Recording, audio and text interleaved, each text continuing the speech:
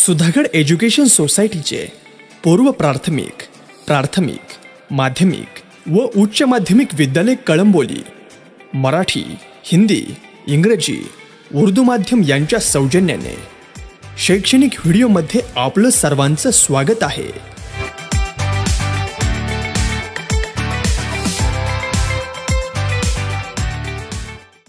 नमस्कार, मी मधुमती प्रकाश पाटील, सुधागड एज्युकेशन सोसायटीचे हिंदी माध्यमिक विद्यालय कळंबोली या ठिकाणी सहाय्यक शिक्षिका म्हणून कार्यरत आहे।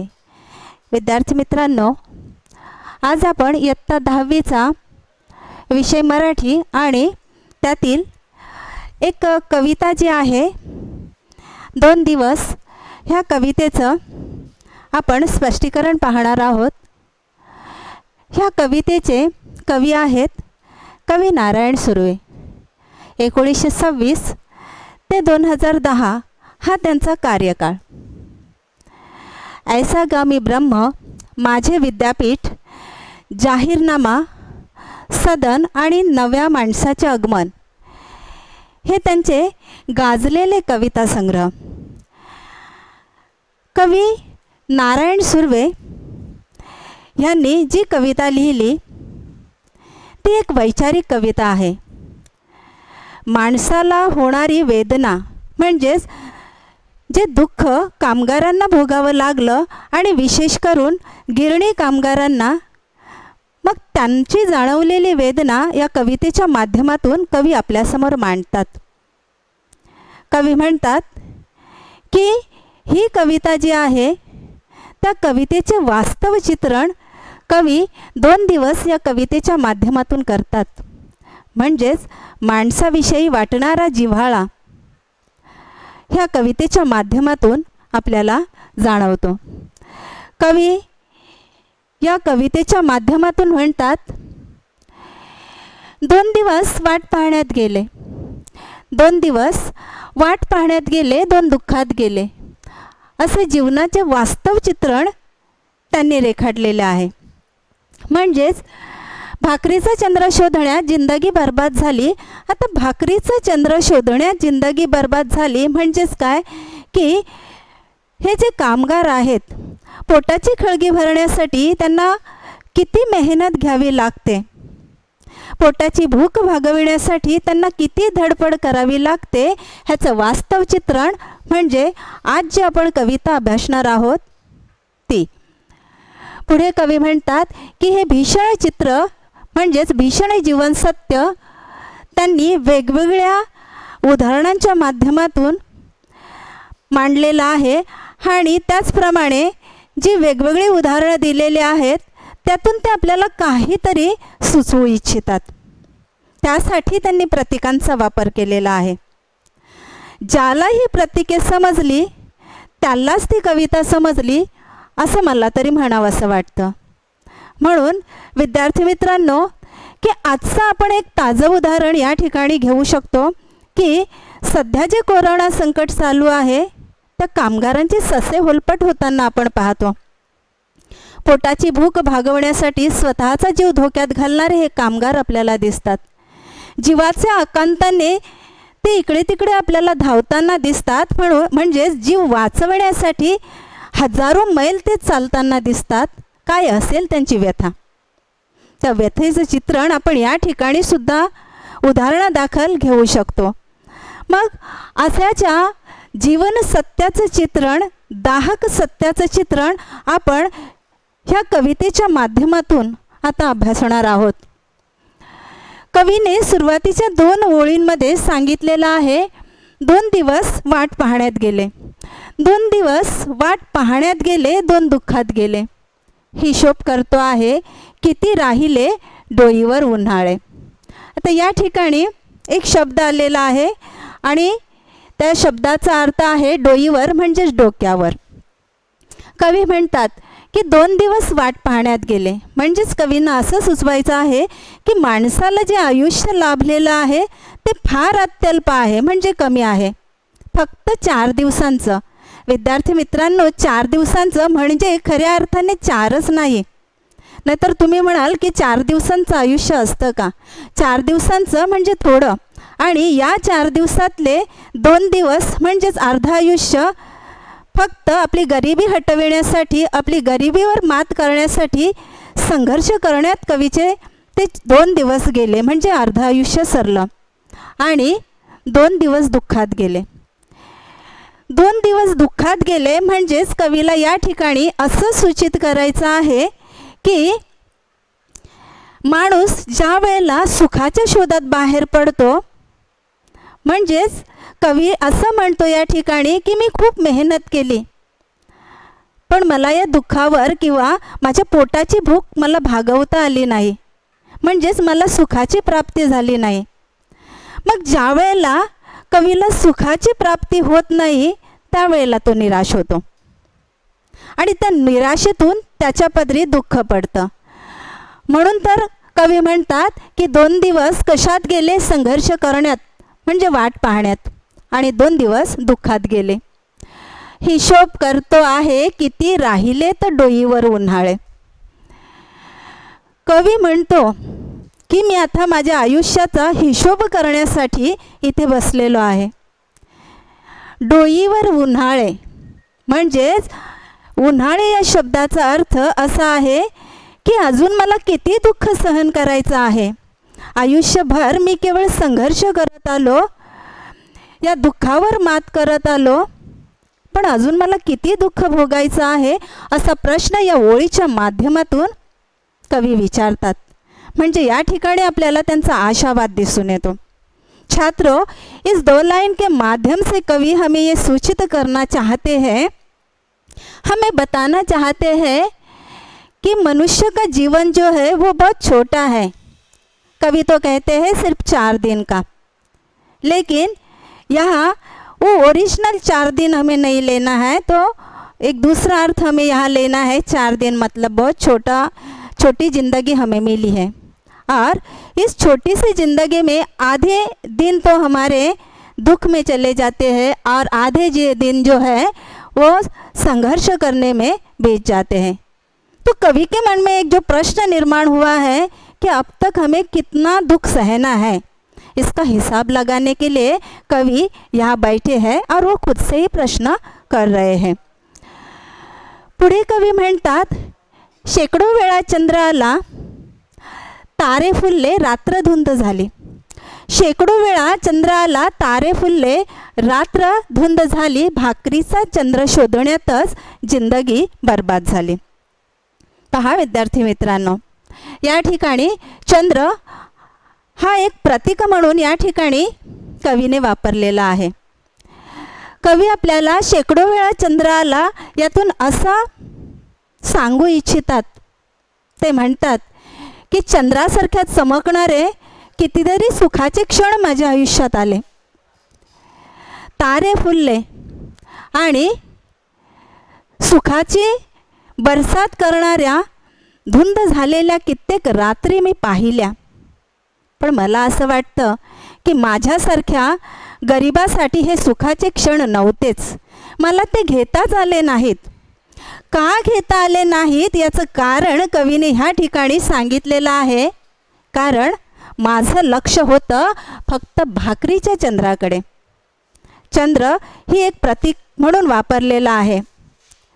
म्हणजेच हा जो चंद्र आहे, हा चंद्र म्हणजेच काय आहे? सौंदर्याचं प्रतीक. आणि भाकरी म्हणजेच भूक. भाकरी म्हणजे भूक, आणि ही भूक म्हणजे सनातन आहे, कधीही न संपणारी अशी आहे. म्हणून तर कवी म्हणतात, भाकरीचा चंद्र शोधण्यातच जिंदगी बर्बाद झाली, म्हणजे नष्ट झाली किंवा नाश पावणे. आणि जिंदगी म्हणजे आयुष्य किंवा जीवन. या ओळीतून कवी आपल्याला सुचवू इच्छितात की जे गरीब आहेत त्यांचा संघर्ष फक्त चाललेला असतो पोट भरण्यासाठी, आणि कितीही सुखाचे क्षण त्यांच्या समोर आले तर त्या सुखाच्या क्षणाकडे त्यांचं लक्ष जात नाही. कारण त्यांचं लक्ष असतं फक्त भाकरीसारख्या गोल दिसणाऱ्या, चंद्रासारख्या गोल दिसणाऱ्या त्या भाकरीकडे. का तर त्यांना त्या चंद्राचीही ओढ नसते, पण त्या भाकरीची ओढ असते. छात्रों, इस 2 लाइन के माध्यम से कवि हमें बताना चाहते हैं कि बहुत सारे सुखों के, खुशी के पल हमारे ज़िंदगी में आए, लेकिन उनके तरफ हमारा ध्यान नहीं गया। क्यों नहीं गया ये भी वो बताते हैं। वो कहते हैं कि मेरा ध्यान था सिर्फ मैं कैसे कमाऊँ और भूख जो है वो मिटाऊँ, इसके तरफ मेरा ध्यान था, और इसलिए खुशी के इन पलों के तरफ मैंने पलटकर देखा भी नाही। म्हणजेच कवींना या ठिकाणी एक समाजवाद सुद्धा मांडायचा आहे। आशावाद जो आहे, हा आशावाद आपल्याला या कवितेच्या माध्यमातून दिसून येतो। नेक्स्ट, पुढील ओळीतून कवी म्हणतात, हे हात माझे सर्वस्व दारिद्र्याकडे गहाणच राहिले। हे हात माझे सर्वस्व दारिद्र्याकडे गहाणच राहिले, कधी माना उंचावलेले, कधी कलम झालेले पाहिले। बघा, या ठिकाणी कवीने किती व्यापक अर्थ आपल्याला सांगितलेला आहे। या ठिकाणी हात हे श्रमाचे प्रतीक आहे। अशा प्रतीकांचा वापर करून कवी आपल्याला प्रत्येक उदाहरणातून काही ना काहीतरी सुचवत असतात। सर्वस्व म्हणजे स्वतःचं अस्तित्व, आणि दारिद्र्य म्हणजे गरिबी, गहाण म्हणजे तारण, आणि उंचावलेले म्हणजे उभारलेले।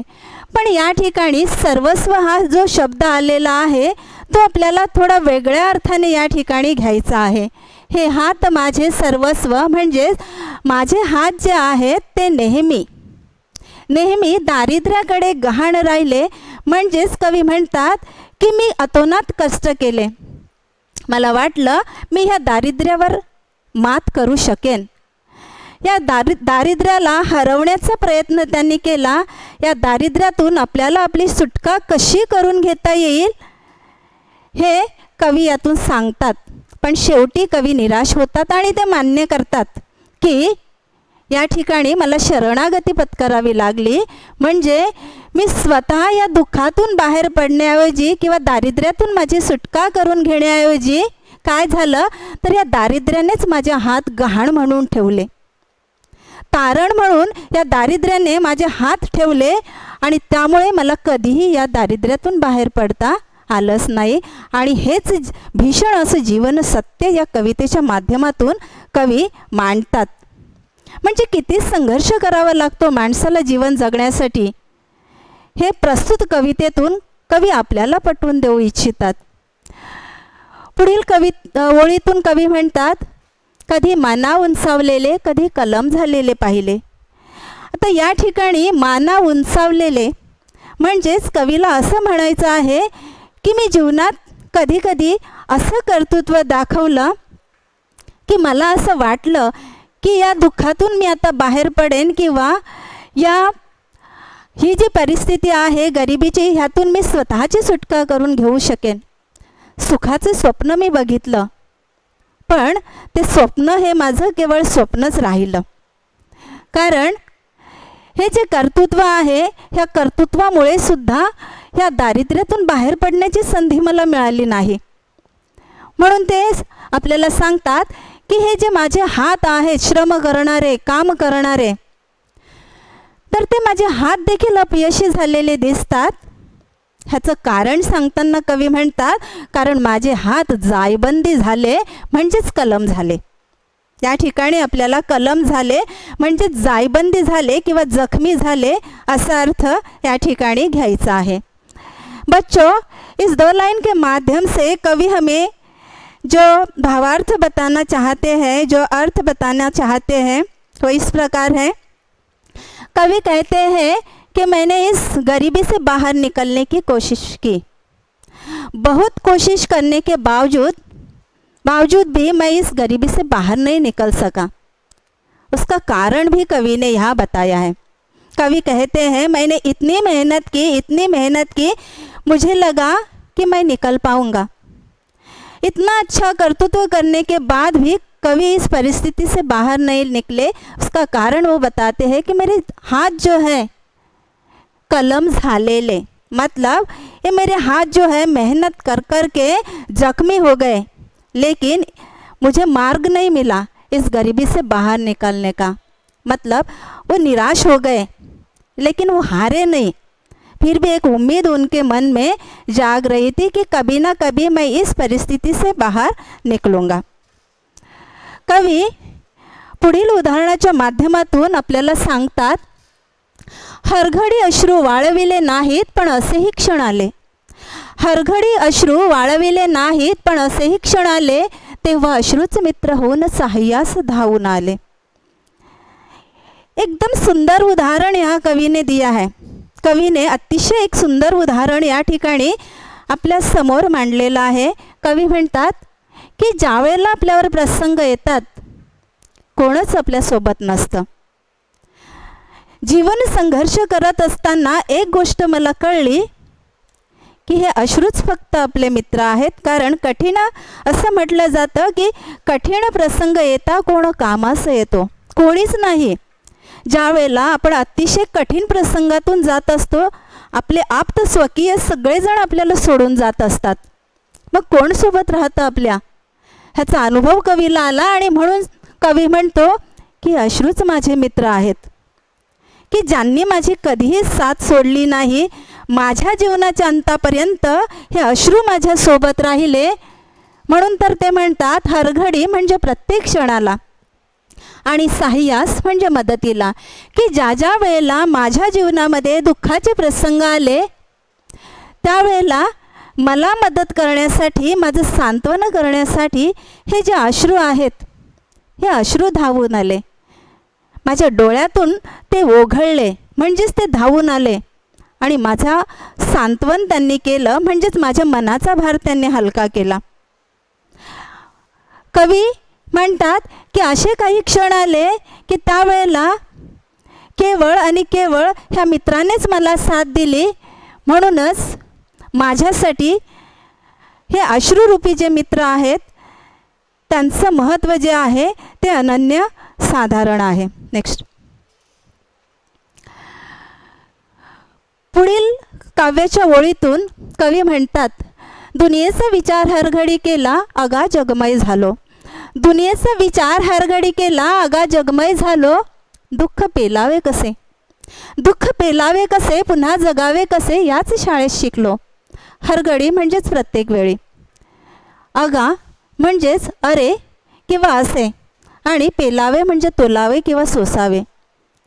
एक व्यापक अर्थ या ठिकाणी कवीने मांडलेला आहे। कवी म्हणतात की ज्या ज्या वेळेला मी नवीन नवीन अनुभव घेत गेलो, ह्या जीवनाच्या शाळेत मी काहीतरी शिकत गेलो।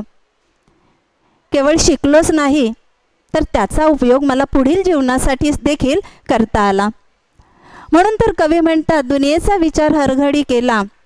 कवी म्हणतात की मी एकलकोंड्यासारखा कधीच जगलो नाही, म्हणजे मी स्वतःचा विचार कधीच केला नाही। मग कोणाचा विचार केला कवीने, तर कवीने नेहमी जगाचा विचार केला। या जगातील, ह्या दुनियेतील लोकांचा विचार कवीने केला। म्हणून तर कवी म्हणतात अगा जगमय झालो। म्हणजेच लोकांचे दुःख आपल्याला कसं दूर करता येईल, त्या दुःखाचं निवारण करून त्यांना आनंदाची प्राप्ती कशी आपल्याला करून देईल, त्यांच्या आयुष्यात आनंदाचे क्षण आपल्याला कसे आणता येतील, या दारिद्र्यातून त्यांना बाहेर कसं काढता येईल, ह्याचाच विचार कवी रात्रंदिवस करत होते। म्हणून तर त्यांनी स्वतःच्या सुखाकडे दुर्लक्ष केलं, म्हणजेच ते जगमय झाले। पुढे ते म्हणतात की या दुनियेच्या शाळेत मी खूप काही शिकलो, खूप दुःख भोगले, पण या दुःखातून देखील ते हरले नाहीत। तर त्या दुःखातून पण ते पुन्हा उभे राहिले आणि जगावं कसं ते शिकले। बच्चों, इन दो लाइन के माध्यम से कवि हमें कहना चाहते हैं कि मैंने हर समय दूसरों का विचार किया, दूसरों के बारे में मैंने सोचा, खुद का जो दुख है मैंने बाजू में रखा, और जो जो अनुभव मैंने लिए उन अनुभवों के माध्यम से मैंने बहुत कुछ सीख ली, और फिर से जीना कैसे है, इस दुख से निकलकर जीना कैसे है, ये मैंने सीखा। और यही सीख इस कविता के माध्यम से एक कवि जो है वो हमें भी देना चाहते हैं और यही सीख हमें ध्यान में रखनी है। कवी पुढे म्हणतात, झोत भट्टी शेकावे पोलात तसे आयुष्य छान शेकले। झोत भट्टी शेकावे पोलात तसे आयुष्य छान शेकले, 2 दिवस वाट पाण्यात गेले, 2 दिवस दुःखात गेले। तर या ठिकाणी विद्यार्थी मित्रांनो एक शब्द आलेला आहे झोत भट्टी। मग झोत भट्टी म्हणजेच काय असा प्रश्न तुमच्या मनामध्ये निर्माण झालेला असेल तर झोत भट्टी म्हणजेच पोलाद किंवा लोखंड वितळवण्यासाठी किंवा लोखंडाला तापवून वाकवण्यासाठी ज्या भट्टीचा वापर केला जातो की त्या ठिकाणी अतिशय प्रखर उष्णता असते त्यालाच आपण झोतभट्टी असं म्हणतो। या ठिकाणी झोतभट्टी हे एक प्रतीक आहे आणि या प्रतीकाच्या माध्यमातून कवी आपल्याला सांगू इच्छितात की झोतभट्टी शेकावे पोलाद तसं आयुष्य छान शेकलं। म्हणजे जीवन जगत असताना मी जे वेगवेगळे अनुभव घेतले त्या अनुभवातून मी काहीतरी शिकत गेलो आणि माझ्या आयुष्यातले 2 दिवस सुखात गेले आणि 2 दिवस वाट पाहण्यात गेले। आता ही वाट पाहण्यात म्हणजेच काय तर कधीतरी आपल्याला सुख मिळेल हा आशावाद ह्या कवितेतून आपल्याला दिसतो आणि या आशावादाच्या जोरावरच त्यांनी 2 दिवस दुःखात गेले म्हणजेच हे दुःख सहन केलेलं दिसतं। छात्रों, इस 2 लाइन के माध्यम से कवि हमें उसका भावार्थ बताते हैं। वो कहते हैं कि जिस प्रकार झोत भट्टी में उस पोलाद को या लोहे को गरम किया जाता है, तपाया जाता है और जैसे चाहे हम उसे आकार दे सकते हैं, उसी प्रकार कवि कहते हैं कि मुझे इस दुनिया में से इतने अनुभव मिले कि इन अनुभवों के माध्यम से मैंने हर घड़ी कुछ ना कुछ सीख ली और वही सीख मैंने अपने ध्यान में रखी है और उसी सीख का मैं आज तक जीवन जीने के लिए इस्तेमाल कर रहा हूँ। कवी या ठिकाणी म्हणतात की ही जी प्रतीके आहेत म्हणजे कवीने कशासाठी ही प्रतीके आपल्याला दिली तर ही उदाहरणं जी आहेत ती आपल्याला व्यवस्थित समजून त्याचं आकलन आपल्याला व्हावं आणि म्हणूनच हे आकलन जर झालेलं असेल तर आपण पुढील जी कृती आहे ती व्यवस्थितपणे सोडवू शकतो। तो छात्रों, हमें एग्ज़ाम में जब प्रश्न आते हैं तो उन प्रश्नों के उत्तर हमें कैसे लिखने हैं तो इसकी तैयारी तो हमें पहले से ही करनी है और इसलिए एक कृति पत्रिका जो है मतलब स्वाध्याय वो आज हम देखने वाले हैं कि किस प्रकार हमें इन प्रश्नों के उत्तर लिखने हैं। कृति 1, कवींचे प्रत्येक 2 दिवस याद गेले। अब देखो यह चौखट नहीं दी है उत्तर के लिए, लेकिन हमें ये प्रश्न जो है प्रश्नों के उत्तर चौखट में ही लिखने हैं। कवीचे प्रत्येक 2 दिवस त्यातील 2 दिवस वाट पाहण्यात गेले आणि 2 दिवस दुःखात गेले, ये 2 उत्तर अलग अलग चौखट में हमें लिखने हैं। प्रश्न दूसरा, शेकडो वेळा आलेले, कोण आलं ते आपल्याला लिहायचं आहे। शेकडो वेळा चंद्र आला, तारे फुलले आणि रात्र धुंद झाली, हे तिन्ही पॉईंट आपल्याला वेगवेगळ्या चौकटीमधून लिहून म्हणजेच वेब आकृतीचा वापर करूनच या प्रश्नाचं उत्तर लिहायचं आहे। कवीच्या हाताची वैशिष्ट्य, कवीच्या हाताची 4 वैशिष्ट्ये या कवितेच्या माध्यमातून आपण या ठिकाणी सांगितलेली आहेत। पहिलं वैशिष्ट्य आहे सर्वस्व असलेले, म्हणजे कवीचे हात हे कवीचे सर्वस्व होते। दुसरं वैशिष्ट्य आहे दारिद्र्याकडे गहाण राहिलेले। या ठिकाणी तिसरं वैशिष्ट्य हाताचं कवीने सांगितलेलं आहे माना उंचावलेलं आणि चौथं वैशिष्ट्य आहे कलम झालेलं।